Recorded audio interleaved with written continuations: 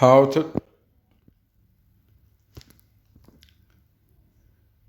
log out Gmail from other devices.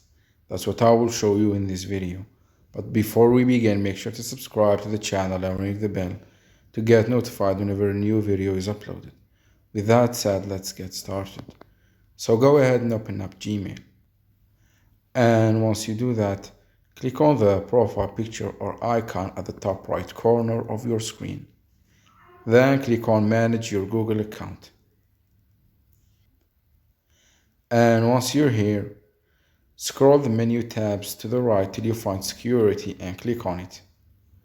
And then scroll down to your Devices section and click on Manage all devices. As you can see here, there's another session opened on another device. So click on the arrow next to it and then click on the Sign Out option and click on Sign Out to confirm. And that's it. That was it for this video. That's how you can sign out your Gmail account from other devices. If you have any questions, please leave them in the comment section down below. With that said, see you in the next video.